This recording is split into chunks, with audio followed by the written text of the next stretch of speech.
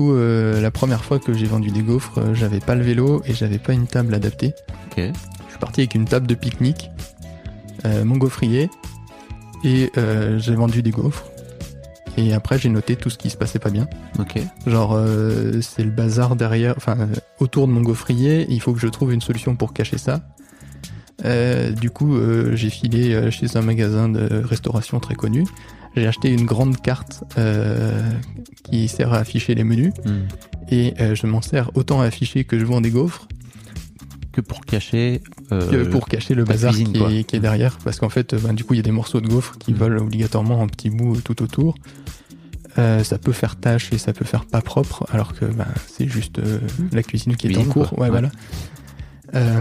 Et ainsi de suite. Donc Okay. en fait, j'ai décidé de monter en gamme petit à petit. J'ai commencé avec un gaufrier, maintenant j'en ai 3. Et je vais continuer comme ça en fait. C'est-à-dire que je fais que en fonction de ce que je peux. Exécuté par qui? Fabrice Florent. Bonsoir, bonjour, bon après-midi à toutes et à tous et bienvenue dans ce nouvel épisode d'Histoire d'argent. Chaque mardi et chaque vendredi à partir de 6h du matin, on discute avec mes invités de leur rapport à l'argent. Comment le perçoivent-ils? Comment ils le gagnent? Comment ils le dépensent? Comment ils l'appréhendent tout simplement? Alors je suis Fabrice Florent et mon métier c'est de faire parler les gens. Je fais parler de mes invités de leur intime parce que je suis convaincu que l'intime est bien plus universel qu'on ne le pense. Vous verrez, vous vous reconnaîtrez peut-être dans les histoires des gens qui parlent dans mon micro alors qu'ils racontent leur histoire. Je fais donc parler des gens, plutôt dans des podcasts de conversation sur divers sujets. Des pères de paternité, des mères de maternité, des célébrités de leur parcours vers le succès, des hommes de masculinité et aussi, bien sûr, des gens de leur rapport à l'argent. Je fais aussi un talk show avec ma partenaire Mimi Hegel qui s'appelle le Fab et Mimi Show. Bref, vous retrouverez tous les liens dans les notes de cet épisode si vous voulez découvrir ces autres podcasts. Et d'ailleurs, si vous découvrez mes podcasts, je fais pas mal d'autres choses. Allez donc voir ça sur mon site internet fabflorent.com, fabflorent.com. Si mes podcasts et mon travail vous aident d'une manière ou d'une autre, alors vous pouvez m'aider en retour en m'envoyant un don en argent sonnant et trébuchant avec votre carte bleue ou alors en vous abonnant à mon Patreon à partir de 5€ par mois. Vous trouverez les liens dans les notes de cet épisode, merci d'avance, c'est très cool. Enfin, si vous aimez le podcast, vous pouvez vous y abonner, mettre un chouette commentaire et 5 étoiles au podcast sur votre appli de podcast préféré, en particulier si vous écoutez sur Apple Podcast ou Spotify. Et surtout, partagez cet épisode et ce podcast autour de vous s'il vous a plu. Je suis sûr que vous connaissez des gens que mon travail pourrait intéresser. Vous pourrez également venir commenter avec mes auditrices et mes auditeurs chaque épisode directement sur mon Discord. Je vous invite à aller découvrir Discord, c'est un petit logiciel génial qu'il faut installer sur son téléphone ou sur votre ordinateur. En fait, vous pouvez me suivre sur les différentes plateformes et réseaux sociaux et trouver toutes les infos pour me contacter dans les notes de cet épisode. Merci d'avance et bonne écoute. Salut Samuel. Salut. Comment ça va? Ça va. Bienvenue dans Histoire d'argent, Samuel. Merci. Qui est un sujet apparemment qui te passionne. Oui, c'est un sujet qui m'intéresse en tout cas. Ah, qui t'intéresse dans quel sens? J'ai toujours été très curieux sur le sujet et j'ai fréquenté des gens de tout niveau financier. Okay. Et voilà, et du coup, je pose beaucoup de questions sur le sujet aux gens et avec ton podcast, du coup, j'ai aussi ouvert un peu les questions et j'aime bien essayer de voir où ça va, quoi. Et de façon générale, j'adore poser des questions aux gens et voir où ils vont. Ok. On peut parler du fait que, en fait, demain, donc là on est jeudi après-midi, demain matin, tu reviens pour faire une interview de couple avec ta chérie. Ouais, du coup, je vais garder des trucs secrets. Ah oui, tu vois que tu vas pas me dire, pas de problème, comme tu veux. Mais simplement, je crois que je vais le diffuser dans cet ordre-là, c'est-à-dire que il y aura d'abord ton épisode, puis après celui avec Oriane. Et en fait, c'est intéressant parce que je voulais qu'on reparle un petit peu de ce qu'on s'est raconté hors micro là, juste avant que t'arrives. À la base, c'est toi qui es moi dans ma tête, tu vois, un peu bêtement, je me dis ok, c'est ta chérie qui m'a écrit d'abord. Donc c'est elle qui écoutait le podcast, peut-être aussi qu'elle connaissait Mademoiselle auparavant, etc. Et tu m'as dit oh, pas du tout. Non, c'est moi. Ça fait 12 ans que je connais Incroyable. Mad. Et oui. Et après, du coup, j'ai plus ou moins suivi avec plus ou moins de proximité, mais c'est moi qui, du coup, ai demandé à Oriane d'écouter 2-3 trucs parce que je sentais que moi, ça me parlait. Ok. Et j'écoute aussi de temps en temps une histoire de daron, une histoire de succès par-ci par-là. Mais, ok. Et tu voulais venir dans le podcast, mais t'avais jamais pris le temps de t'occuper de m'écrire, quoi. C'est ça. Et puis surtout, je savais pas trop... quand venir, comment venir et tout. Et vu qu'Oriane en fait vient travailler sur la région pendant un mois, on en a profité. Je vais passer faire un coucou à la belle famille et Ok. ça me laisse 2 jours de plus avec Oriane. Et donc c'est Oriane qui a pris les choses en main, et qui, tu m'as dit, elle a mis un rappel automatique pour me relancer, etc. C'est ça. Enfin, elle a organisé, quoi. Exact. T'es heureux d'être là? Carrément. Ouais. Ouais. Ok.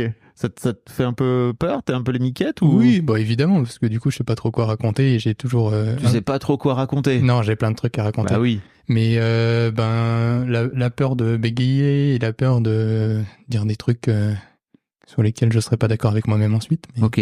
Parce que t'es bègue ou t'as été bègue? Non, pas du tout. Ah oui, ok, d'accord. C'est juste que oui, on s'en fout ça. Enfin, peur de parler dans un micro, quoi. Oui, ok, je comprends. Tu m'as envoyé un mail en fait pour m'expliquer que t'as été pendant des années bibliothécaire ou t'as travaillé dans une médiathèque, c'est ça?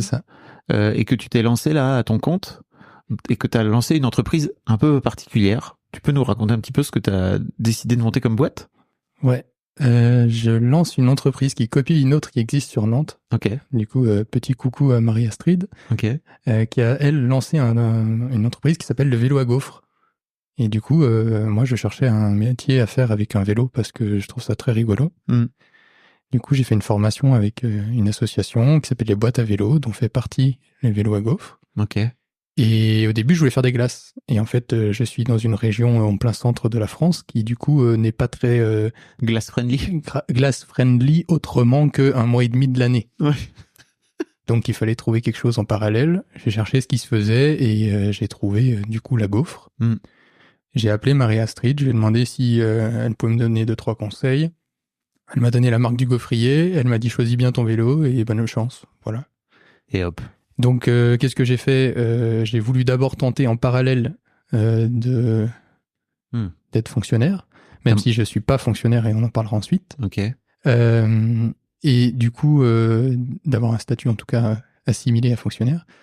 Et du coup, j'ai demandé aux ressources humaines de là où je travaillais avant vers Valence. Et ça a été compliqué. Dans quel sens?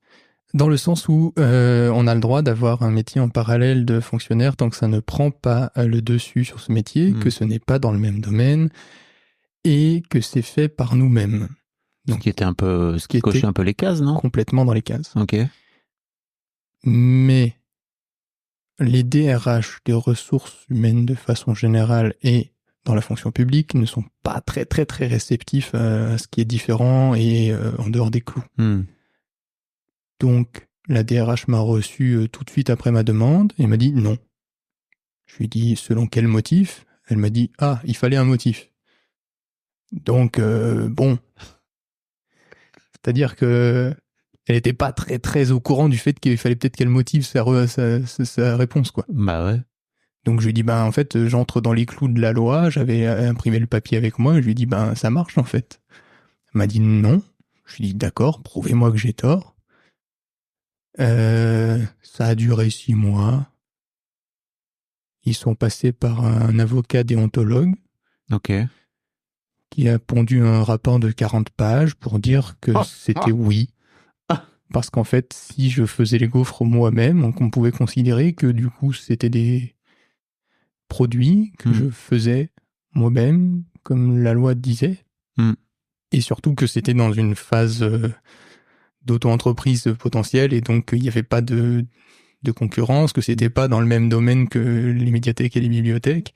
A priori, oui. Pas décidé d'être libraire dans le même secteur. Et après, il y a des tas dans la loi, des tas de trucs rigolos, genre j'avais interdiction de parler des gaufres quand j'étais à la médiathèque, interdiction de parler de la médiathèque quand je vendais des gaufres, pour qu'il n'y ait pas de conflit d'intérêt. Ouais. Mais je voyais pas l'intérêt et dans tous les cas, les gens auraient très vite su que j'étais l'un et l'autre sans même que je leur dise. Quoi. Donc voilà, j'ai eu un refus et entre-temps, en fait, j'avais posé ma démission parce que ça m'avait cassé les pieds. Ok. Alors c'était pas une démission à proprement parler, c'était juste une fin de CDD. Ok. Mais j'ai dit que je ne voulais pas continuer, que j'étais sur la fin de mon CDD et que c'était très bien comme ça. Ok. Donc finalement, t'as laissé tomber cette idée de vouloir démarrer les activités en parallèle. C'est ça. Et t'es parti YOLO, quoi. Non, pas YOLO, parce qu'il y avait le chômage et parce qu'il y avait d'autres paramètres en parallèle, notamment familiaux, parce que j'ai encore mes 4 grands-parents qui sont pas en bonne forme et de moins en moins, donc je voulais en profiter. J'avais un appartement dont je suis propriétaire, enfin dont j'étais propriétaire, que j'arrivais pas à louer et donc il me commençait à me mettre dans la merde financièrement. Et donc j'ai voulu rentrer, j'ai demandé à Oriane. C'était Oriane, donc ta chérie. ma chérie, pardon, oui. Et du coup c'était complexe, mais elle a dit ok, on tente. Et là ça fait 1 an et demi qu'on est de retour dans mon pays natal. Donc je peux voir mes grands-parents beaucoup plus souvent. Et Oriane est en train du coup de lancer une entreprise en parallèle pour elle. Ah ouais. Mais ça, elle en parlera demain. Donc la trentaine entrepreneuriale, quoi. C'est Vraiment. ça. C'est un peu votre objectif. T'as 30 ans, c'est ça? Pile poil, ouais. Et Oriane a 28, si je me C'est trompe pas. Ok. Donc ouais, bah bravo. Bah merci. C'est cool. Mais c'est vrai que t'as pas eu l'envie, toi, de te dire, ok, bah maintenant qu'il y a cet avocat qui est là, juste je vais, et qui m'a dit, enfin, d'attendre un petit peu cette décision, ça t'aurait permis, enfin, j'imagine que t'aurais pu, quoi qu'il arrive, avant de lancer ton activité, te renseigner, monter un business plan, enfin, tout ça prend du temps, quoi. T'as décidé de te dire, non, ils m'ont saoulé, là? Oui, parce que ça faisait 8 ans que je fréquentais les ressources humaines, la fonction publique. Et du coup, ça, c'était pas le premier coup d'essai où, du coup, des fois, ils sont un peu tatillons pour pas grand chose. Donc, j'avais envie vraiment d'essayer quelque chose d'autre. Du coup, je suis retourné dans la ville où j'habite et je me lance. Et maintenant, du coup, l'idée, c'est de devenir rentable. Voilà. Ok. Tu fais ça depuis combien de temps? Ça fait 1 an et demi avec toute la durée des paperasses compris. C'est-à-dire la durée des paperasses? Et puis j'ai fait ma déclaration INPI en février et j'ai réellement eu tous les papiers pour travailler en avril. Ok, d'accord. J'ai commencé le 10 avril 2023. Ok. Mon premier marché.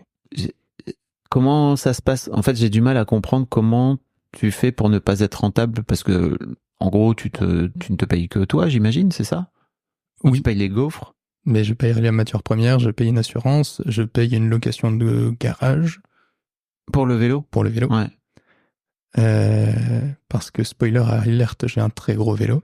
Ok. Il fait 2,60 m de long et il pèse 200 kg quand il est chargé. Ah ouais, c'est pas un vélo, quoi. C'est un vélo. C'est un gros vélo. Ok. Qui a plein d'avantages et plein d'inconvénients, du coup. Et j'ai obligation de le mettre dans un garage parce que sinon, il y a des grandes chances que je ne le retrouve plus jamais ou qu'il soit abîmé par la météo. Ok. Voilà, et du coup... J'imagine que tu as investi de l'argent pour te payer ce gros vélo. Exactement. Parce que je me disais, ok, le gars s'est acheté un vélo, il s'est acheté de quoi faire des gaufres, bon, il n'y a pas beaucoup d'investissement, mais non, ça a l'air d'avoir... Peut-être que je fantasme le truc, quoi. C'est ça. Et le vélo en lui-même ne sera pas remboursé avant très longtemps. Ok. Il t'a coûté combien? 7 000 €. Ok. Sans la caisse. C'est-à-dire que j'ai fabriqué une caisse. J'ai un papa menuisier et du coup, ça aide beaucoup pour beaucoup de choses. Ouais. Il t'a aidé un peu à bidouiller le... Il m'a aidé complètement à tout faire. On a fait une caisse ensemble, mais sans lui, il y aurait des trous partout. Et j'ai le plus beau des vélos du monde grâce à lui. Et en plus, j'ai hacké mon vélo. C'est-à-dire que du coup, j'ai mis des pieds de cuisine dessous pour pouvoir le stabiliser. Parce que c'est un vélo pendulaire qui penche dans les virages pour aller plus vite. Ah ouais. Et pour ne pas tomber, parce que c'est un triporteur. Et du coup, quand on est à l'arrêt, il penche aussi. Et quand on pose un gaufrier sur un vélo qui penche, c'est pas une bonne idée. Ok. Mais c'est aussi une bonne idée parce que ça me permet de le mettre de niveau. Oui, de le caler, quoi. Ouais, mais même de le mettre de niveau. C'est-à-dire que je peux être sur un sol pas plat. Oui. Et je peux pencher mon vélo pour que le gaufrier soit à plat et que la pâte à gaufre reste dedans. Donc c'est un point positif avec un point négatif. Ok. Et grâce à mon super papa, du coup, j'ai des cales pour caler mon vélo sur toutes les hauteurs possibles et imaginables. Et pour l'instant, je m'en débrouille très bien. Ok. Qu'est-ce qui t'a donné envie de faire une boîte sur vélo, comme tu disais, parce que t'aimais bien, mais ça veut dire quoi? En fait, le vélo, pour moi, est vecteur de plein de choses chouettes. Ça me fait faire du sport malgré moi. Dans ma vie, depuis une douzaine d'années, vraiment, je n'aime pas faire du sport. J'aime pas faire du sport pour du sport. J'aime pas aller courir. Je comprends l'intérêt, mais moi, ça me plaît pas du tout. Et du coup, le vélo, moi, c'est comme ça que ça marche pour moi. Et du coup, j'ai commencé à faire vraiment du vélo à Bordeaux, qui est une ville qui est très adaptée pour ça. Et du coup, maintenant, j'essaye de développer ça dans un coin où c'est moins adapté, parce qu'on a un peu des pentes quand même. Mais voilà. Et donc le vélo, après, c'était pour faire quelque chose d'autre, parce que je suis resté enfermé dans un bureau pendant 8 ans. Alors, j'adore les médiathèques, je continue à les fréquenter, et j'y retournerai très certainement un jour. Ah ouais, tu crois? Oui. Okay. D'une manière ou d'une autre, c'est-à-dire qu'en fait, c'est un monde qui fonctionne beaucoup avec le bénévolat aussi. Malheureusement, c'est-à-dire qu'on prend pas assez en compte le fait que c'est un vrai métier, mais du coup, il y aura toujours besoin d'un coup de main dans une petite bibliothèque d'un petit village. Ok. Qui est là où j'ai commencé à connaître le monde des bibliothèques. Et après, du coup, le vélo, il fallait trouver quelque chose de rigolo. Je suis de ces gens qui ont besoin de changer très régulièrement de plein de choses. Listen up, corporate types. It's me, Billy Idol. You might use Workday's responsible AI to future-proof your business. That doesn't make you rock stars. When have rock stars ever been responsible? Be a finance and HR rockstar with Workday. Et donc, l'idée, ça a été de faire un test et avec quelque chose qui me plaît, donc le vélo. Ok. Et dans tous les cas, au pire, c'est un vélo qui me servira personnellement, parce que du coup, j'ai acheté avec mes fonds propres. J'ai fait un prêt, mais juste pour de la trésorerie, donc maintenant il est remboursé et j'en parle plus, quoi. Ok, très bien. Ça fait 1 an et demi, et donc tu es encore en train de chercher un peu ton business model, c'est ça ? Du coup, j'ai choisi le vélo et mon business model pour du coup aussi entrer dans des raisons éthiques personnelles et montrer qu'on peut faire des choses à vélo, et notamment à la campagne. Ok. J'habite dans une ville de 15 000 habitants, mais c'est la seule sur 20-30 km alentour et ça draine jusqu'à 50 km alentour. Ah ok, oui. Tu veux dire que t'es dans un petit village qui est isolé de... c'est une grande ville du coup, parce qu'il y a plusieurs supermarchés, mais c'est comme ça que je définis une ville. Ok. Et du coup, il y a du coup plein de villages par contre qui viennent à la ville, dans cette ville-là. Et mon business model est plus basé sur du coup l'événementiel et sur la possibilité pour moi d'être invité chez des gens en tant que traiteur, en tant que prestataire. Et ça, c'est ce qu'il va falloir que je développe très fort dans les mois à venir. Et ça demande de faire du coup de la prospection, de l'appel, voilà. Et quand on vient du monde des fonctionnaires où on reçoit de l'argent sans rien faire, quoi qu'il se passe, c'est-à-dire Covid inclus, et c'est quelque chose qu'on ne connaît pas. Donc, dire que tu es en train de développer ton esprit entrepreneurial. Exactement. Et j'apprends sur le tas. Parce que c'est quelque chose que j'aime beaucoup apprendre sur le tas, et au fur et à mesure, c'est comme ça que ça marche. Et c'est dur pour toi d'appeler les gens et de venir vendre ta popote ? C'est ça. Et puis en plus, je sais pas trop qui appeler et comment me présenter correctement. Et tu pourrais aller dans les mariages. Oui, mais je sais, mais j'ai commencé. Et en fait, là, j'ai contacté des wedding planners qui ont des sites internet affreux, mais qui en ont pas besoin. Arrête, sois pas méchant avec tes précisions pour commencer. Ah oui, mais quand t'as un nom de domaine, et que derrière le nom de domaine, il y a que la page d'accueil du nom de domaine, genre ici vous pouvez créer un site internet, dans ce cas-là, n'affiche pas le nom de domaine. C'est mon point de vue. Ok. Et donc j'ai commencé, mais c'est juste qu'il faut du temps, et pour en fait j'ai décidé de beaucoup fonctionner par le bouche à oreille, et en fait c'est comment s'apprendre. C'est-à-dire que sur la vie d'une entreprise, c'est très court, 1 an et demi. Bien sûr. Et là, j'ai eu des retours positifs de gens qui, du coup, m'ont découvert pour le marché de Noël de l'année dernière, et qui m'ont fait venir pour cette année en juin, mais j'ai jamais eu d'autres contacts avec eux avant. C'est-à-dire qu'en fait, j'existe dans la tête de beaucoup de gens, mais je ne le sais pas. Donc c'est très très bien, et c'est en fait, ce sur quoi je travaille beaucoup, c'est-à-dire que je me montre partout. Et c'est très très drôle parce que du coup, il y a des gens qui viennent me voir, pas pour m'acheter des gaufres, mais pour me dire, mais on vous a vu à tel endroit, on vous a vu à tel endroit, on vous a vu à tel endroit. Donc en fait, j'existe maintenant dans le secteur, dans le territoire. Faut leur vendre une petite gaufre là en passant. Eh ben je tente. Mais du coup, la plupart du temps, ils ont des arguments et j'en ai pour les contrer. Mon argument préféré, c'est désolé, je peux pas le sucre, mais pas de chance, je fais des gaufres salées. Et donc très régulièrement, en plus, je change mes gaufres, donc ils peuvent pas me dire j'ai déjà goûté, parce que je dis celle-là, vous l'avez pas goûté, c'est sûr. Ok. Donc voilà, donc j'ai un très très bon contact une fois que les gens sont devant moi, mais il faut arriver à cette étape-là. Et après, pareil, le bouche à oreille et le contact avec les autres commerçants fait que j'ai des bons plans qui arrivent petit à petit. Ok. T'es plutôt optimiste. Alors. Oui. Et personnellement, je suis très pessimiste comme personne, mais en vrai, ça se passe plutôt bien. Ok. Et j'espère que l'année prochaine sera la bonne. Comment tu fais pour conjuguer ce pessimisme-là qui a l'air d'être en toi et une forme d'optimisme qui est obligatoire quand on est en train de monter sa boîte et quand on est en train de la développer, et même d'une manière générale quand on est entrepreneur, même si ça fait 10 ans, 15 ans, faut rester optimiste en fait, même quand c'est la merde. Comment tu fais pour conjuguer les deux? Je joue beaucoup sur le fake it until you make it. Pour du coup les non-anglophones, faites semblant et ça va bien se passer. Du coup sur il vaut mieux faire salement que pas faire du tout. La première fois que j'ai vendu des gaufres, j'avais pas le vélo et j'avais pas une table adaptée. Ok. Je suis parti avec une table de pique-nique, mon gaufrier, et j'ai vendu des gaufres. Et après, j'ai noté tout ce qui se passait pas bien. Ok. Genre, c'est le bazar derrière, autour de mon gaufrier, il faut que je trouve une solution pour cacher ça. J'ai filé chez un magasin de restauration très connu. J'ai acheté une grande carte qui sert à afficher les menus. Et je m'en sers autant à afficher que je vends des gaufres. Que pour cacher... le bazar cuisine, qui est derrière. Parce qu'en fait, du coup, il y a des morceaux de gaufres qui volent obligatoirement en petits bouts tout autour. Ça peut faire tâche et ça peut faire pas propre, alors que c'est juste la cuisine qui est en cours. Ouais. Voilà. Et ainsi de suite. Donc en fait, j'ai décidé de monter en gamme petit à petit. J'ai commencé avec un gaufrier, maintenant j'en ai 3.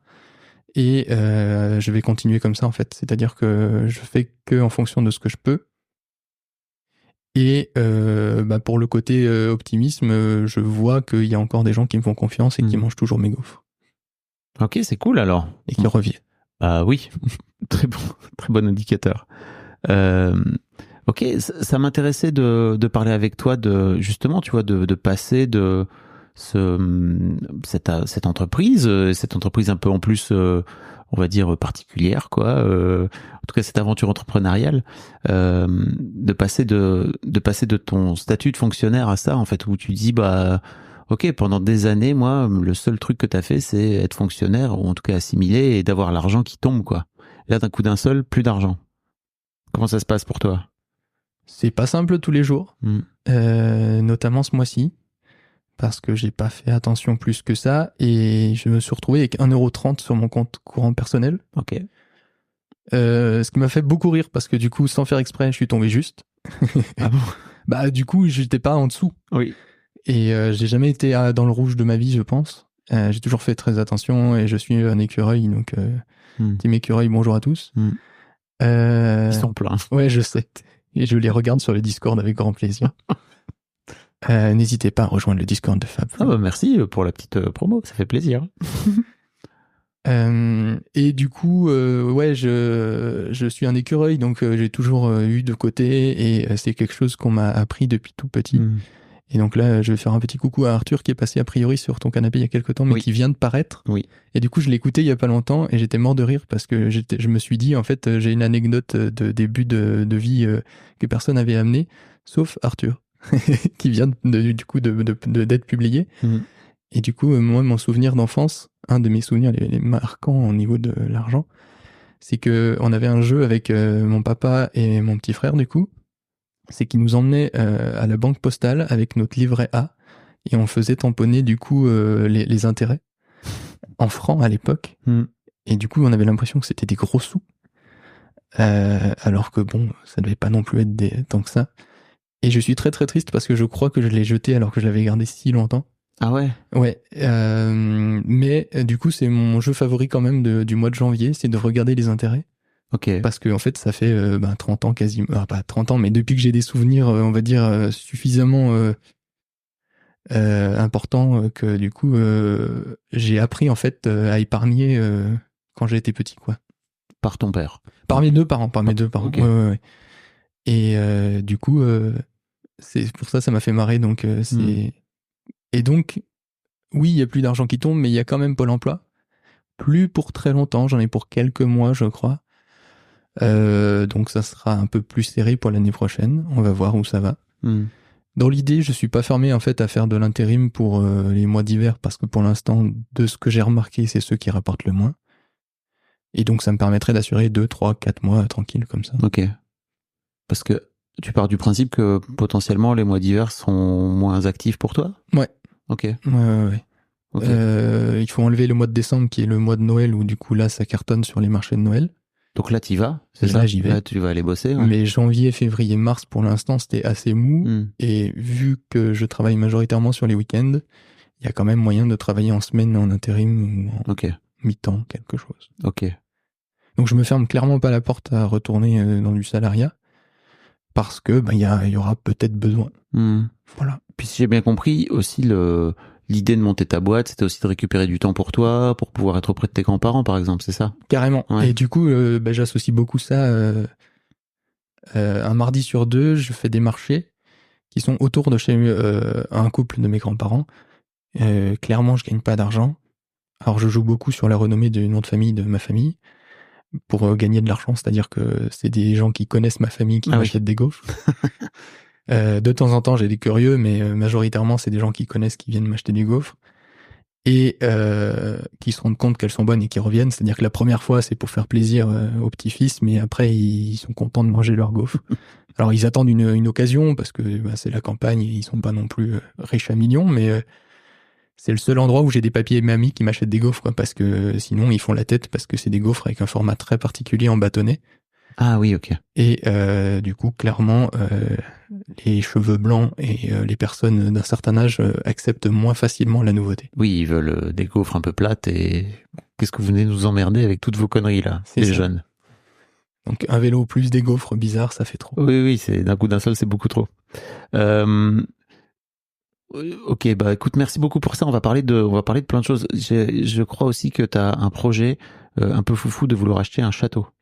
Oui, alors ça, c'est plutôt un château en Espagne pour l'instant. Ok. Mais j'y réfléchis sérieusement quand même. Je suis allé visiter notamment un ensemble de maisons avec un vieux moulin. Ils ne valent rien du tout et qui du coup demanderait beaucoup trop d'investissement par rapport à ce que je peux apporter pour l'instant. En termes de travaux, tu veux dire ? En termes de travaux, ouais, parce que ça vaut plus grand chose. La maison principale est habitable, mais clairement, elle aurait besoin d'un bon coup de neuf. Et du coup, en attendant que ce projet-là puisse avancer, j'ai lancé un autre projet avec Oriane d'achat de maison qui, du coup, a abouti, mais on vous raconte ça demain. Ah oui, ok, d'accord. C'est là où le mec tease, d'accord. Ça.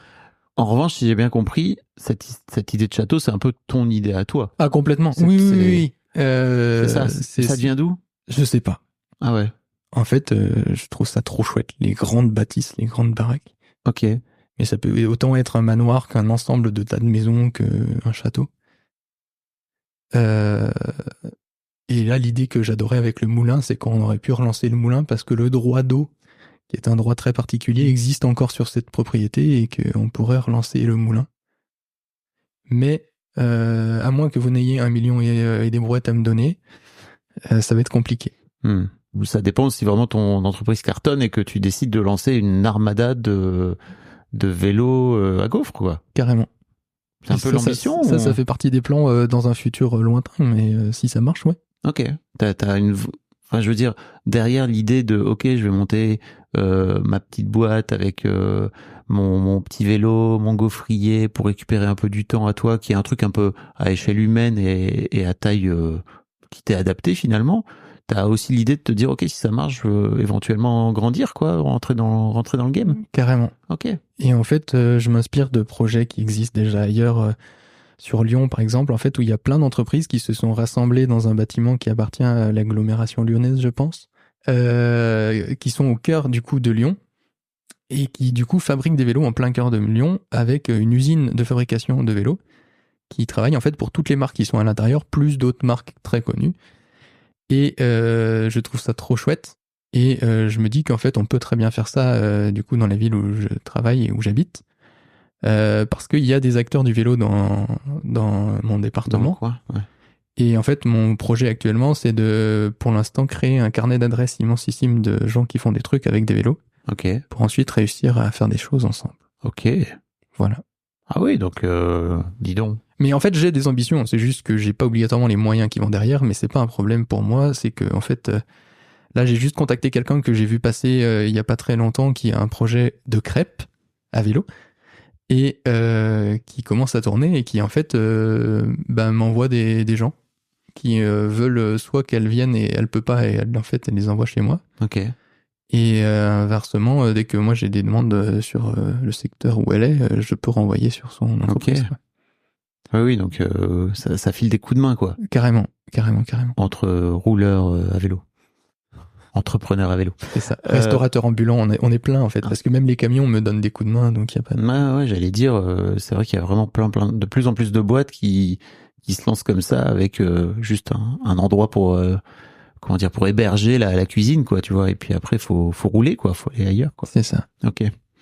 Mais rentrons donc t'as déjà donné ton souvenir tout à l'heure, mais j'aimerais bien savoir, si je te dis argent, qu'est-ce que ça t'évoque? C'est tellement compliqué. En fait, ça a beaucoup changé. Je pense que si j'avais répondu il y a une vingtaine d'années, j'aurais dit indépendance. Ok. Parce que j'ai fait des études courtes pour être rapidement indépendant. Et pareil, dès que j'ai pu, j'ai acheté mon appartement pour être indépendant. Et puis je me suis rendu compte en fait que c'était pas ça du tout, parce que j'étais toujours autant dépendant et que ça changeait pas grand chose. J'aime beaucoup l'idée de l'énergie, que j'ai déjà entendu à ce micro, et je vois plus ça comme des possibles maintenant. Donc quand on a de l'argent, on a des possibilités. Ok. Et quand on n'a pas, t'as moins de possibilités. Ça se provoque. Ok. C'est pas que il faut trouver d'autres moyens. Et j'ai fait plein de choses incroyables sans argent et que du coup j'ai provoqué, comme par exemple venir à ce micro. Et du coup, c'était pas prévu que je vienne tout seul, mais j'ai mis un pied dans la porte et ça a marché. Je tiens à dire que c'était très marrant ton truc, parce que en gros, pour expliquer un petit peu comment ça se passe, souvent les gens m'envoient un mail et comme je reçois plein, j'essaie de filtrer le mieux possible.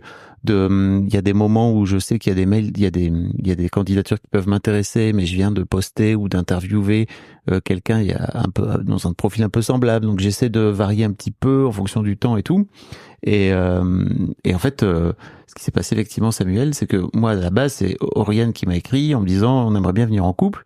Et donc souvent je file un lien aux gens qui leur permettent de pouvoir prendre un rendez-vous dans mon calendrier. Et je vois que t'as écrit, que t'as pris toi-même un rendez-vous, mais plus tard en fait. Et je comprends pas sur le moment pourquoi. Et effectivement, je te dis dis donc Samuel, d'habitude ça se passe pas trop comme ça. C'est pas, les gens s'invitent pas à mon micro, c'est moi qui viens dire, même si ça m'intéressait en fait. Et c'est vrai que tu m'as dit je mets le pied dans la porte. Et j'ai trouvé ça intéressant. Mais j'ai un truc à te dire par rapport à ça, c'est que en fait, je comprends cette idée de mettre le pied dans la porte. C'est un truc que j'ai vu beaucoup d'une manière générale sur LinkedIn, sur les réseaux, etc. Genre mettez le pied dans la porte et vous verrez bien. Moi, il y a un truc que je sais, c'est qu'en fait, si je laisse les gens mettre un pied dans ma porte, j'ai 300 personnes qui viennent mettre un pied dans ma porte. Et donc, c'est tout de suite beaucoup de monde devant ma porte.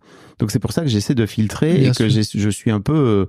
non pas que j'étais pas content de te recevoir et que tu sois intéressé, mais juste j'ai envie que ce soit moi qui décide, quoi, tu vois. Donc je trouvais ça intéressant aussi de t'entendre me dire ça et de me dire ok, c'est aussi un truc, j'ai l'impression que tu es en train d'essayer de faire, c'est-à-dire que c'est pas ton réflexe premier, quoi. Non, clairement pas, mais en fait ça fait partie de deux mécanismes que j'aime bien mettre en place dans ma vie. C'est le pied dans la porte et la bouteille à la mer. C'est-à-dire que là, en fait, c'était à la limite entre les deux. C'est-à-dire que du coup, j'ai d'abord pris la réservation, mais en fait, je t'ai envoyé un mail en te disant, voilà, j'ai pris un rendez-vous parce qu'en fait, techniquement, je viens sur Paris 2 jours. Si je prends pas un rendez-vous sur ces 2 jours-là, il y a aucune chance que je parle tout seul dans ce micro-là avant très longtemps. Et du coup, quand tu m'as relancé, en fait, je t'ai répondu, mais si tu veux pas, en fait, c'est pas un problème. J'irai me promener dans Paris, il y a plein de trucs très chouettes. Et tu as beau habiter au 4e étage de la Tour Eiffel, on verra d'autres choses d'ailleurs. En tout cas, bravo. C'est cool d'avoir tenté le coup. S'il vous plaît, si vous écoutez, faites pas ça parce que, en fait, au bout d'un moment, ça va me gonfler, mais en tout cas, bien joué. Et alors, pour la bouteille à la mer, j'ai une petite anecdote. Ouais. Qui du coup, va avec le fait que, du coup, un jour, peut-être j'aurai un château. C'est que, en fait, j'ai visité un ensemble de maisons qui vaut 700 000 euros. Je croyais même pas que l'agent immobilier m'aurait fait visiter, en fait. Il m'a rien demandé autrement que est-ce que vous voulez visiter? Bah, bien sûr. Bah oui, mais il aurait pu me demander des garanties parce que c'est quand même des grosses sommes et Je l'ai vu pour des choses plus petites, quoi. Ok. Où ils demandent d'abord notre situation et après ils nous font visiter, quoi. Ok. Surtout que là, il y a quelqu'un qui habitait sur place, donc potentiellement ça pouvait le gêner aussi. Donc voilà. Et une autre anecdote, c'est que du coup, j'ai appris à conduire de la péniche comme ça. Ok. Un jour, je faisais du vélo pour un voyage à vélo et je passais le long d'un canal et en fait, j'étais jamais monté sur une péniche de ma vie. Et donc j'ai demandé à un monsieur qui faisait de la péniche si je pouvais monter sur sa péniche. Ryan Reynolds here for, I guess, my 100th Mint commercial. No, don't. I mean, honestly, when I started this, I thought I only have to do like 4 of these. I mean, it's unlimited premium wireless for $15 a month. How are there still people paying 2 or 3 times that much? I'm sorry, I shouldn't be victim blaming here. Give it a try at mintmobile.com/switch. Whenever you're ready. $45 upfront payment equivalent to $15 per month. New customers on first 3-month plan only. Taxes and fees extra. Speed slower above 40 gigabytes. See details. Il m'a dit 2 secondes, on se concerte avec l'équipe, c'est-à-dire qu'ils étaient 3 ou 4 sur le bateau, ils se sont juste retournés les uns vers les autres avec un grand sourire en disant oui. Et moi j'avais demandé juste à aller sur la prochaine écluse, et en fait il s'est mis à pleuvoir méchamment, et ils m'ont dit tu restes avec nous pour la nuit, tu vas dormir, on a des chambres dans la péniche. J'ai dit c'est trop bien, ça me va très bien. Et en fait il a gardé mon numéro et j'ai gardé son numéro parce que vu que j'étais en voyage à vélo, j'envoyais des petites nouvelles aux gens qui voulaient sur ce que je faisais. Et on s'est souhaité une bonne année l'année d'après. Et le 14 juillet de l'année d'après, il m'a dit j'ai besoin d'un mousse sur ma péniche parce qu'on n'est que 2. Il faut être au minimum 3 pour cette péniche-là. Donc j'ai fait 3 jours de péniche gratuite, sachant que je vous laisserai regarder les prix, mais les péniches, c'est pas gratuit. Et j'ai appris à piloter la péniche, c'est-à-dire qu'il m'a laissé prendre le volant, je sais pas comment ça s'appelle, de la péniche. Ça s'appelle comment ? Il m'a laissé prendre le... Merde. On n'a pas le pied marin comme vous. Enfin, pas vraiment. La barre, j'imagine ? Oui, ça doit être ça. Je sais pas. La barre. Voilà. Et du coup, j'ai barré une péniche pendant 2-3 jours parce que du coup... la classe. C'était trop chouette. Et c'est un monsieur que j'aurais jamais rencontré si j'avais pas juste une fois osé demander ouais. Sans forcer quoi que ce soit. Et justement, il n'y avait pas de pied dans la porte du tout. Là, c'était vraiment bonjour, est-ce que je peux aller sur l'écluse suivante grâce avec votre péniche quoi. Et donc ça, c'est pas mon caractère oui, c'est basique. Ça, c'est clairement pas ça. C'est un truc sur lequel tu travailles, quoi. C'est un truc sur lequel je travaille depuis plein d'années et grâce à des copains justement qui m'ont dit mais vas-y tente. Donc j'ai fait plein de trucs fous qu'il faudrait pas refaire parce que je suis quelqu'un qui a beaucoup besoin de contrôle et c'est ce que tu disais aussi à un autre moment dans ton micro, c'est que en fait quand on lâche peut-être un peu trop. Souvent les gens qui sont un peu trop dans le contrôle et que je vois parfois dans mon expérience lâcher, ils lâchent, voilà. Mais c'est vrai que tu vois par exemple si tu m'avais envoyé un mail tout simple pour me dire en fait pour info je sais pas si t'as vu mais c'est vrai qu'Oriane l'avait mentionné mais à la fin de son mail quoi. Je suis à peu près convaincu que j'aurais dit oui mais ça m'a un peu heurté tu vois le fait que tu prennes le truc par toi-même. J'ai bien vu. Mais je me suis dit merde en fait t'aurais pu juste m'envoyer un mail mais c'est vrai que parfois ce truc de mettre le pied dans la porte ça peut être si c'est fait de façon un peu trop intrusive tu vois ça peut être un peu finalement négatif quoi tu vois ça peut être un peu contre-productif voilà c'est le terme que je cherche. Complètement. Et je le vois aussi sur les marchés c'est-à-dire que je suis pas du tout du type justement à forcer la main sur les marchés et alors qu'il y a d'autres commerçants qui sont très très bons pour ça. Mais t'es sûr qu'ils forcent la main ou ils vendent? C'est pas pareil. Ils font les deux, mais du coup, c'est-à-dire qu'une fois qu'on a limite le saucisson en main et qu'il y a l'enfant qui est là et qu'il y a les 3 saucissons dans les mains et qui est en mode maman, je repartirai pas sans mes saucissons, t'es obligé d'acheter les saucissons, au moins un. Donc après, c'est toute une question de est-ce que c'est encore du commerce ou est-ce que c'est plus forcé, mais du coup, c'est à la limite. Ouais. Et moi, c'est le genre de truc que je fais pas du tout. C'est plus, maintenant, du coup, en plus, je fais de la prévention, c'est-à-dire que je fais attention, est-ce que vous avez bien vu que la gaufre a une forme bizarre ou originale? Parce que du coup, les gens, en fait, arrivent à faire demi-tour une fois qu'ils ont commandé leur gaufre.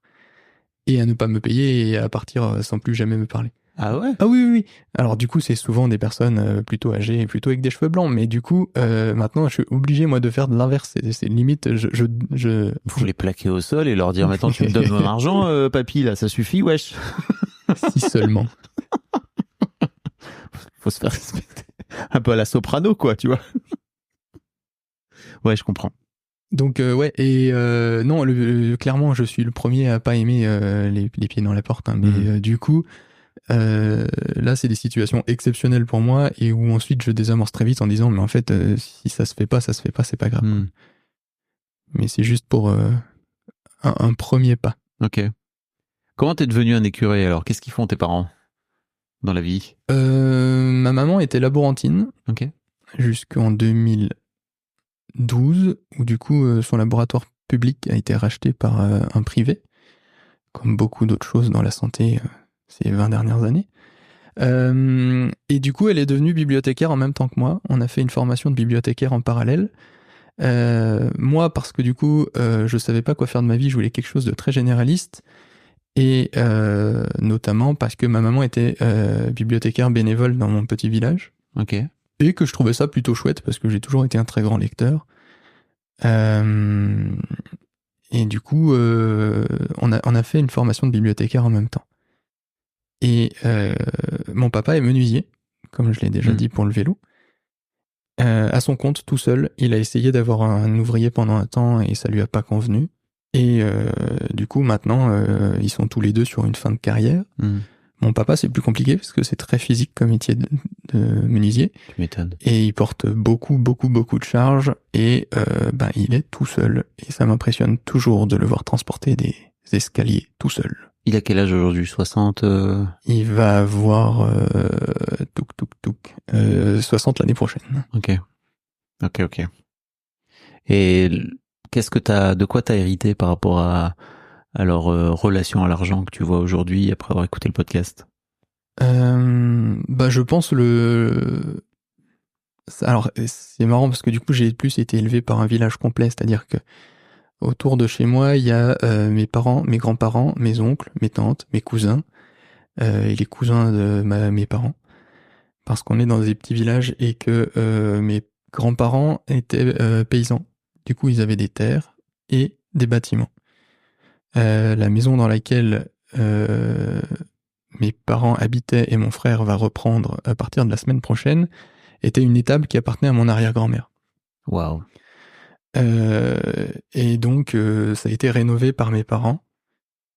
Et ensuite, du coup, c'est resté dans la famille, quoi. Et en fait, tout autour, ça appartient plus ou moins à quelqu'un de la famille. Ok.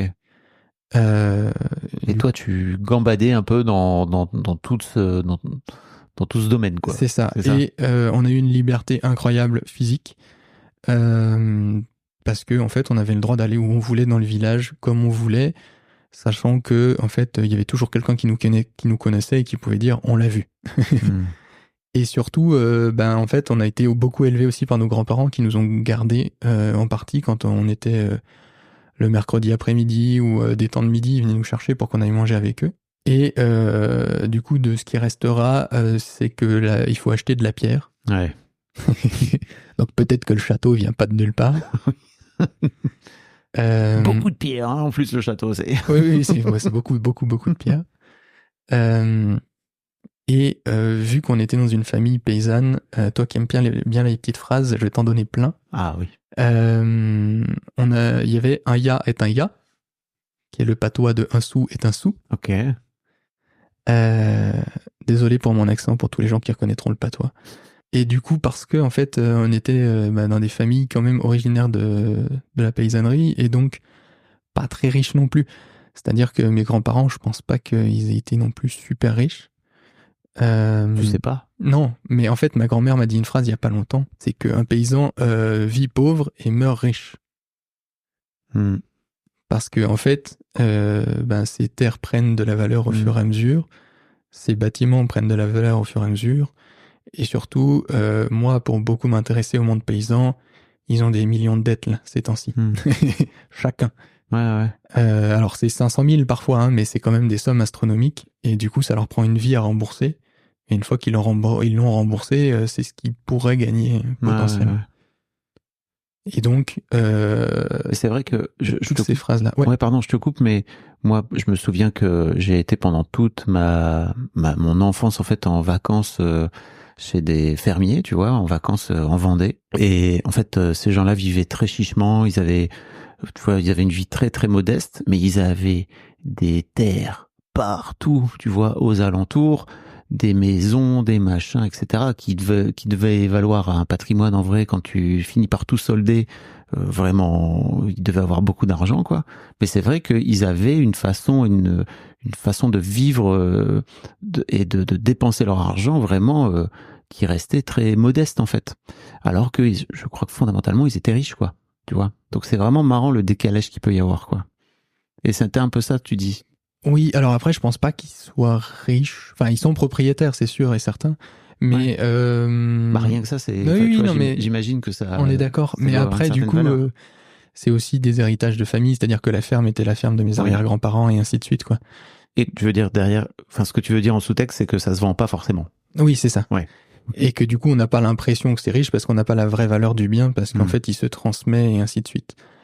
Enfin, vraie valeur. On l'a à un moment ou un autre, mais ce que je veux dire, c'est qu'on n'a pas l'impression que ça a de la valeur parce que c'est que de la pierre.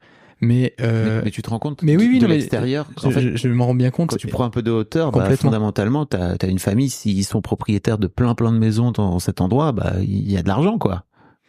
Alors, ils ont juste une maison chacun, mais c'est déjà énorme, hein, donc il n'y a pas de... Non, comme tu avais l'air de dire qu'il y avait une étable, une ferme, des terres, etc. Enfin, tu vois, je me rends pas bien compte, quoi. Bah du coup, en fait, là, du coup, il y a un legs de leur vivant qui a été fait. Je crois que c'est le terme officiel. Donation, quelque chose comme ça. Donation de son vivant. Oui, le legs, ça doit être après la mort. Et du coup, maintenant, mes grands-parents ne sont plus propriétaires de grand-chose. Ouais. Mais du coup, en fait, c'est chaque enfant qui a gagné un bout de quelque chose. Ouais. Et ça a permis notamment à mon cousin de s'installer à côté, à mon frère de reprendre la maison de mes parents, et ainsi de suite. Et vraiment, sur 500 mètres à vol d'oiseau, il y a beaucoup de ma famille. Ce qui est très très chouette pour aller faire le tour de la famille, c'est qu'on y va une fois et on voit tout le monde. Et donc, pour en revenir à ça, ça fait vraiment partie des petites phrases qui sont restées. Voilà. Et le fait que, du coup, il vaut mieux acheter dans la pierre, parce que ça reste. Mais du coup, pour le un sou est un sou, mes grands-parents ont toujours fait attention à ce qu'ils dépensaient. Ils le dépensaient pas n'importe comment. Et dans ce qu'ils m'ont raconté, ils ont été dans les premiers, par exemple, à avoir une vraie laiterie, avec un vrai tank et une machine pour traiter les vaches. Et c'était un vrai investissement à l'époque. J'imagine, ouais. Alors quand on en reparle à mon grand-père, il nous dit que c'était la meilleure chose qu'il ait fait de sa vie parce que du coup, ça coûtait pas cher, alors que ça coûtait cher. Ouais. Mais parce que en fait, du coup, ça lui a permis ensuite de développer sa ferme. Alors il a jamais eu énormément d'animaux, mais ça lui a permis de simplifier en tout cas sa vie et je pense d'avancer quand même. Ok. Et donc ton père est un artisan, hein? Oui. Et alors 3e génération de menuisier dans la même famille. Ok. Oui, donc un sou est un sou, c'est dans tes gènes, quoi. C'est vraiment ancré, quoi. Et c'est une vraie question parce que du coup, nous, on nous a pas mal mis la pression avec mon frère pour savoir s'il n'y en a pas un qui serait menuisier, quoi. Ah ouais. Alors c'est pas une vraie pression, c'est-à-dire que c'est pas quelque chose. C'était plutôt une question induite, notamment des autres personnes qui, quand on était ado, nous disaient alors il va reprendre la menuiserie ou pas? Alors moi je suis asthmatique donc non. La poussière de bois très peu pour moi. Au moins ton corps a réglé la question, quoi. C'est ça. Et mon petit frère est pas parti très loin parce que maintenant il est dans le paysagisme donc. Ok. Et donc de ce fait-là ton père une fois qu'il s'arrêtera, il va revendre, j'imagine, sa menuiserie ou? C'est toute la question parce que là il a 2-3 ans pour voir, mais il a mis son entreprise en vente, ouais. Ok. Et l'atelier officiel de la menuiserie, il sait pas encore ce qu'il va en faire. Okay. En tout cas, j'ai pas eu d'informations officielles à 100%. Ok. Et donc tu me disais tout à l'heure que tu étais écureuil et qu'il y avait un vrai truc en rapport avec le fait d'aller regarder ses intérêts, etc., etc. Ça, clairement, c'est un truc qui vient de tes parents, de mettre de l'argent de côté, quoi. Oui, parce qu'ils m'ont toujours expliqué que c'était une bonne chose d'avoir un matelas. Mais je sais aussi me faire plaisir, c'est-à-dire que je suis pas à 100% écureuil peut-être. Ok. C'est-à-dire que là, je je sais plus qui c'est, je crois que c'est Maxime qui expliquait que pendant un temps, il mettait vraiment tout de côté à l'euro près. Moi, c'est pas ça, c'est-à-dire que je sais me faire plaisir et c'est juste que je vis comme mes grands-parents et mes parents m'ont appris à vivre, c'est-à-dire vraiment pas de folie. J'ai toujours cuisiné mes propres repas, ce qui fait que en fait, ça fait faire des économies aussi. Et puis maintenant que je vis dans le monde des marchés, il y a beaucoup aussi, quand un maraîcher il a trop de légumes, il a trop de légumes. Et au bout d'un moment, si on est à côté du maraîcher et qu'on est sympa, il y a des chances qu'on ait une courgette à la fin ou une tomate. Voilà. Donc ça joue aussi. Et en fait, c'est des économies de bout de ficelle pour beaucoup de gens. Mais en fait, quand on gagne plus beaucoup d'argent, il y a une solidarité qui s'installe aussi, qui est très peu visible par l'extérieur. Mais il y a des tas de façons de récupérer, que ce soit de la nourriture ou des services ou des choses gratuitement. Et donc moi, j'ai vraiment vécu. En plus, j'étais dans le monde du partage, dans le monde de la culture. Et par exemple, j'adore lire. J'ai lu pour des centaines de milliers de livres dans ma vie. Centaines de milliers? Non, peut-être pas, mais vraiment très cher, quoi. Ok. Et on va dire des milliers, ça suffit. Tu veux dire d'euros? Oui, okay. d'euros. Oui, je pense. Non, j'ai pas compris en des livres. centaines de milliers de livres, j'allais dire waouh. Pour des centaines de livres. Mais ça fait beaucoup trop quand même. Mais pour des milliers d'euros, en tout cas, de livres, c'est sûr et certain. Et ma bibliothèque, j'ai pas dû dépenser plus de 1 000 euros. Peut-être 2 000, mais vraiment très peu. Et en fait, je m'en sépare de plus en plus parce qu'en fait, je me rends compte que j'en ai pas besoin. De les garder, Donc ceux que je les garde pour une bonne raison. C'est soit des livres d'enfance et qu'ils m'ont marqué et que je veux garder, soit des livres qui actuellement me plaisent et que j'ai envie de montrer aux gens qui viennent chez moi pour qu'ils les emmènent, qu'ils les lisent, qu'ils les regardent. Donc toujours dans une volonté de partage. Oui, complètement. Même si je comprends l'intérêt d'avoir une super belle bibliothèque et un jour peut-être dans mon château il y aura une pièce entière. Bah ouais, j'espère bien pour toi. Avec toute la Pléiade. C'est ça, exactement. Est-ce que c'est l'une des raisons pour lesquelles t'es allé aussi vers la fonction publique de cette sécurité? Oui. Et aussi parce que je savais vraiment pas quoi faire, parce que je suis quelqu'un qui a beaucoup de mal à faire des choix. J'ai un copain comme ça aussi, du coup on s'en parle très régulièrement. Pourquoi c'est dur de faire des choix? Parce qu'on a trop de possibles. C'est affreux à dire et je m'excuse auprès des gens qui n'ont pas de trop de possibles pour eux peut-être, mais en fait quand on était au lycée on était très bon, on était en S à l'époque. Et en fait, on avait devant nous le champ des possibles ouvert. On aurait pu faire un peu tout ce qu'on voulait. Lui, il a fini ingénieur et il en est très content, je crois. Je vais pas parler pour lui, mais du coup, moi, en fait, je savais pas et j'ai pris quelque chose qui me plaisait et qui était très varié. Est-ce que si je te dis bibliothécaire, tu penses que c'est quoi comme métier? C'est-à-dire? Si toi, quelle est ta vision du bibliothécaire, à part la dame avec des lunettes et un tailleur? Pour moi, le bibliothécaire, c'est déjà la personne qui va commander les livres pour la bibliothèque, donc qui va peut-être aussi recevoir les demandes des gens qui passent par là, donc qui va s'intéresser aussi peut-être à l'actualité littéraire pour voir un petit peu ce qui se passe. Ça peut être aussi, parce que si on part plus sur l'aspect médiathèque, j'imagine qu'il y a d'autres choses, il y a possibilité d'avoir peut-être des DVD, des machins, donc ça ouvre un peu le champ. Et puis après, il s'agit de ranger tout ça, de classer tout ça, de peut-être monter un système d'information pour que les gens puissent, et puis de le mettre à jour aussi, pour que les gens puissent, on peut savoir exactement où est tel ou tel bouquin. Enfin, je le perçois comme ça. Et puis après, d'être dans aussi, j'imagine, une fonction de conseil, quoi. Tu vois, bonjour. Alors moi, je cherche plutôt tel roman. Je sais pas, young adult. Eh bien, young adult, c'est là-bas. Et alors, je sais pas, c'est ça. Un petit côté libraire aussi, quoi, derrière tout ça. Alors justement, non, parce que le libraire est un commerçant. Oui. Et non, mais il y a une vraie différence. C'est-à-dire que dans ma tête, un bon libraire, c'est quelqu'un qui est capable de aussi pointer le bon bouquin pour la bonne personne, quoi. C'est ça. Mais du coup, tu as fait une très bonne définition et en fait, c'est un métier de gestion. C'est gagné. Ouais. Parce que du coup, c'est pas tout le monde qui est capable de faire ça. Ok. C'est un vrai métier de gestion, en fait, avant d'être un métier de passion.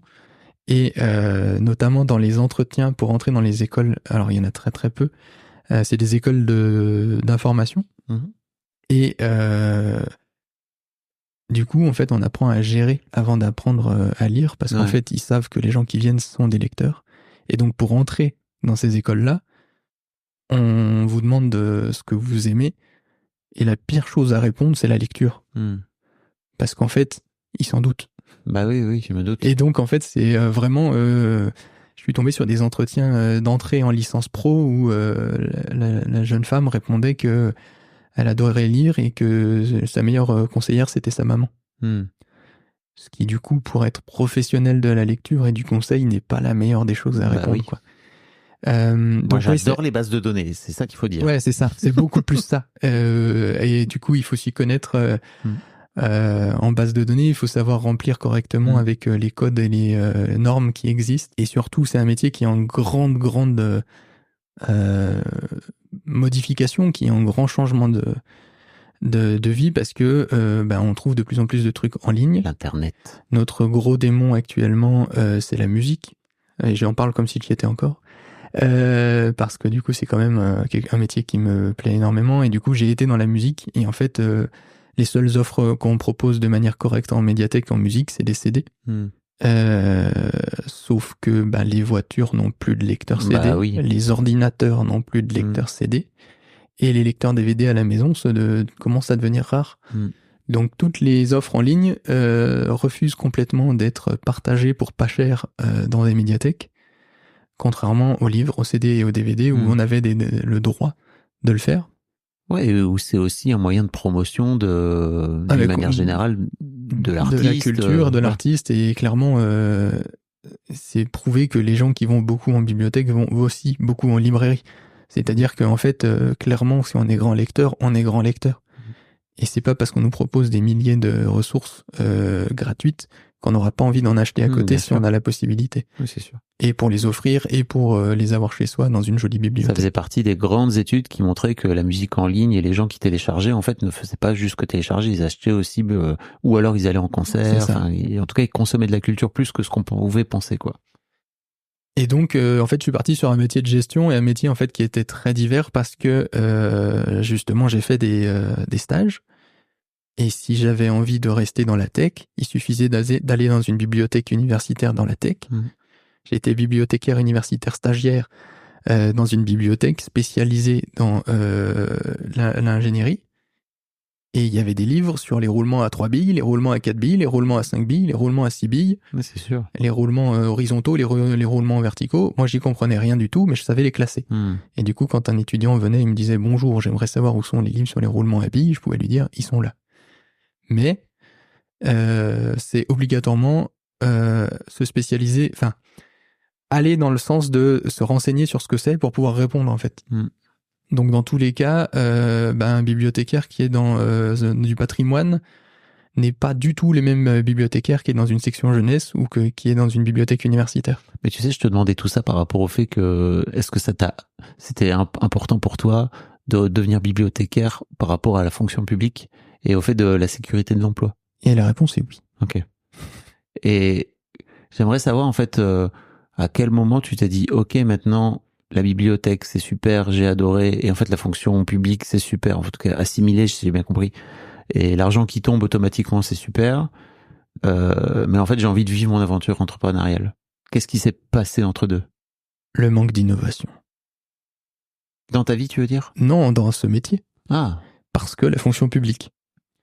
Mais t'aurais pu trouver n'importe quel autre métier en CDI, quoi, tu vois. Oui, complètement. Et c'est ce que je t'ai dit tout à l'heure, c'est qu'en fait, je me refuse pas d'y aller un jour. Ouais. Mais en fait, c'est toi qui parles de Rich Life, il me semble. Ouais.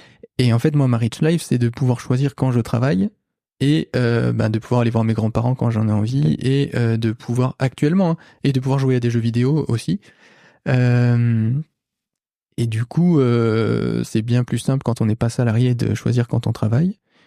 J'ai choisi un paquet de contraintes, c'est-à-dire que je travaille les week-ends, donc je suis beaucoup moins disponible les week-ends quand les autres sont disponibles et me demandent d'être disponible.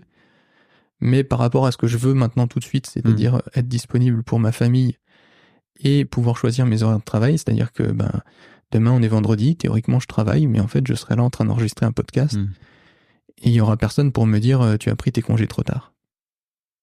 Donc, ça c'est cool pour toi. C'est un gros avantage, c'est-à-dire que ça s'est organisé quand même dans l'été.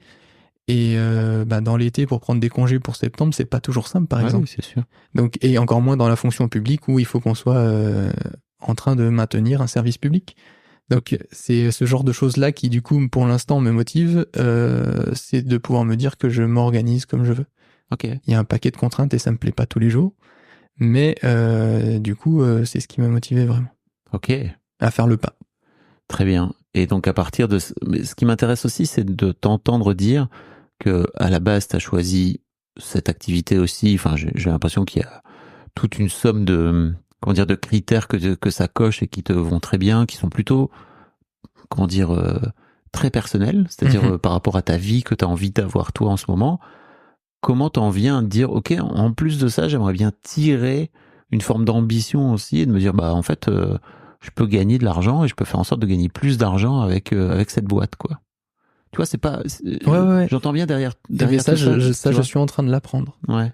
Par exemple, hier, j'ai eu un coup de téléphone pour des gens qui étaient très intéressés pour manger des gaufres. Mais pour avoir discuté avec un comptable, je me suis mal positionné au départ sur mes prix. Pour moi, je me suis bien positionné par rapport à la demande. C'est-à-dire que j'aurais proposé plus, j'aurais eu personne. Ouais. Je suis à 3,30€ la gaufre maintenant. J'ai une offre à 12€ les 4, ce qui revient à 3€ la gaufre. Et au début, j'étais à 3€ la gaufre et 2,50€ la gaufre sur 4. Ok, donc 10. 10. Ok. Et c'était beaucoup trop bas et il va falloir que je réaugmente bientôt. Mais en fait, mon offre était trop particulière pour mettre ce tarif à ce qui valait vraiment pour que les gens goûtent. Donc maintenant qu'ils goûtent, qu'ils savent que c'est bon et qu'ils veulent que je reste, je peux mettre des prix un peu plus hauts. Mais c'est simple pour toi d'augmenter tes prix à ce moment-là, ou ça va être simple pour toi de venir justifier C'est pas simple, mais il y a plein de raisons qui peuvent l'expliquer et je suis aussi en train d'avoir une démarche de réflexion que un prix est toujours le bon. C'est juste que ça convient pas à la personne qui est en face de moi. Oui. Et inversement pour moi. C'est-à-dire qu'il y a plein de prix que je vois. Là, j'ai vu un super resto à Paris. Clairement, je pourrais pas me l'offrir cette fois-ci. Mais c'est moi qui peux pas le payer, c'est pas le resto qui est trop cher. Oui, j'allais te dire justement, fais bien attention à pas trop te justifier par rapport à ton prix si tu l'augmentes, parce que ça peut être un billet que tu peux avoir de venir expliquer pourquoi. Bah non, juste c'est ton nouveau prix, quoi. Mais je le fais encore, hein, mais voilà. Ouais. Mais par contre, hier, j'ai refusé à ce qu'on paye du coup une prestation au prix d'une gaufre service sur un marché. Parce que du coup, les gens m'ont dit, bah oui, mais en fait, on vous voit sur des lieux publics vendre à tel prix. J'ai dit, bah oui, mais en fait, là, vous voulez que je vienne chez vous, que je fasse des gaufres à votre demande et que je reste des heures planté debout chez vous à faire des gaufres. C'est pas le même prix. Ouais. Donc, j'ai réussi à expliquer, je pense qu'ils ont entendu, mais c'était pas dans leur prix d'achat. Et du coup, je leur ai proposé de me recontacter ensuite et qu'on pourrait aussi trouver d'autres solutions. Parce que du coup, ils me prenaient l'exemple d'une tarte achetée chez la boulangère. Non, mais une plaque de tarte. Que du coup, c'est ce qu'ils faisaient habituellement et que là, ils voulaient changer. Je lui ai dit, bah oui, mais la plaque de tarte, la boulangère est pas en train de vous la servir sur place, quoi. Même pas de la vous cuire sur place. Oui, c'est ça. Donc, en fait, je lui ai proposé que potentiellement, bah, comme la tarte, ils pourraient venir chercher des gaufres, mais que ça serait à eux ensuite soit de les réchauffer, soit de les manger froides sur place. Donc, j'ai essayé de trouver une offre qui pourrait être à ce prix-là, c'est malin. Mais autrement. Malin. Bon, en tout cas, t'es en train de chercher un petit peu comment ça fonctionne, quoi. C'est ça.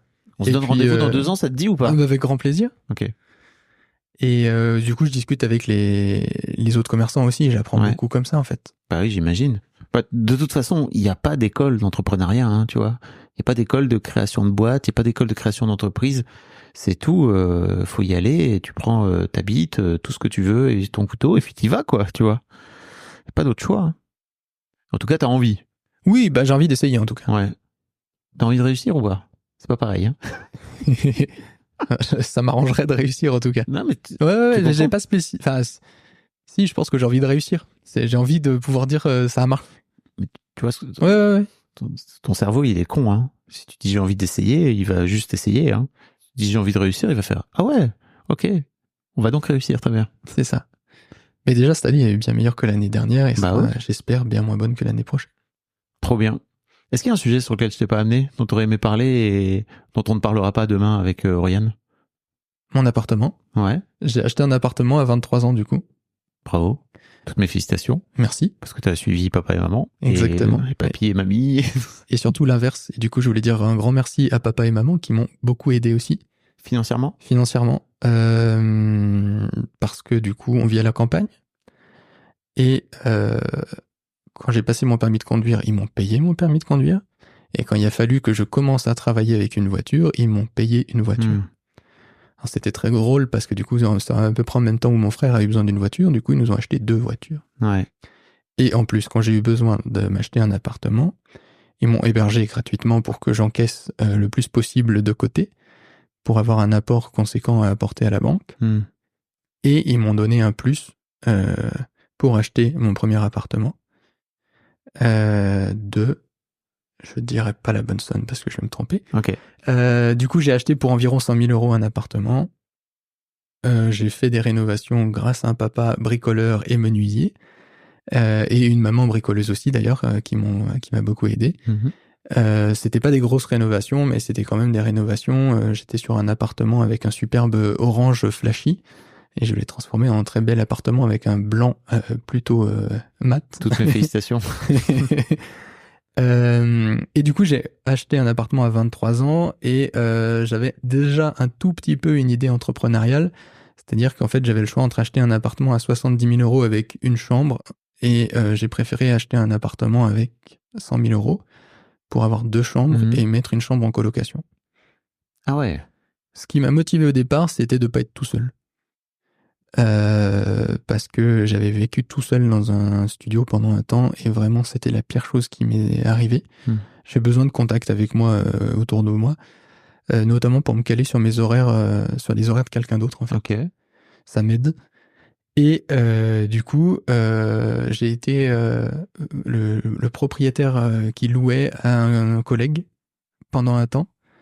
Et après, du coup, j'ai loué à des étudiants et des gens de passage. Et au bout d'un moment, ça m'a saoulé, j'ai tenté du Airbnb, sauf que j'étais à distance, du coup c'était mes parents qui géraient. Ah oui. Donc ça leur pesait beaucoup et moi ça me pesait beaucoup de leur déléguer. Et donc j'ai fini par le faire vider complètement, toujours par mes parents. Et pour leur dire 3 mois plus tard, je reviens, il faut tout remettre dedans. Donc là ils m'ont dit, tu déménageras tout seul. Ce que j'entends tout à fait. Bah oui. T'es un grand garçon. Hein. Oui, non mais complètement. Mais du coup... l'entraide est quelque chose de très fort dans notre famille. Enfin, mon frère a eu besoin de garder ses filles. C'est soit la sœur de sa compagne, soit moi-même qui gardons régulièrement les enfants, soit nos parents. Ouais. Ça aide beaucoup, hein. C'est tout bête à dire, mais ça aide énormément. Tant financièrement que autrement, hein, parce que moi je suis juste très content d'être avec mes nièces. Tout ça pour revenir à l'appartement que du coup j'ai vendu. Et pour acheter une maison avec Oriane. Et du coup, ça, c'est le teasing pour le prochain. Ah, ok. Le mec est très fort. Merci beaucoup, de Sam. rien. C'était très cool. Est-ce que tu as un compte Insta où on pourrait partager ton compte Insta de ton vélo à gaufres ? Non. Par contre, vous pouvez aller sur samregal.fr. SAMREGALE. Attention, n'oubliez pas le dernier .fr. Sinon, vous tombez sur des burgers à Lille. Paraît-il qu'ils sont bons. Samregal.com, tu veux dire ? Non, .fr, mais sans le E. Ah oui, ok, d'accord. Oui. Samregale.fr. Voilà, ça c'est le mien. Ça c'est le tien. Et t'as pas fait de compte Insta ? Non, ni Insta, ni Facebook. Mais pourquoi ? C'est un autre sujet, tu veux qu'on relance ? Non, pas du tout, mais il faut faire Instagram, mon vieux. Si tu fais des belles gaufres, c'est tout à fait Insta-friendly, quoi. Je sais. Et du coup, j'utilise l'Insta des gens qui viennent chez moi, c'est très bien. Très bien, merci. Merci Sam. De rien, merci.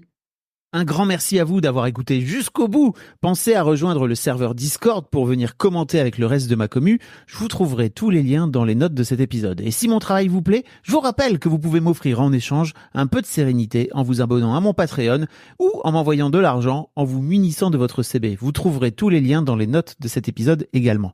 Bonne fin de journée et j'espère à très bientôt pour un nouvel épisode de podcast.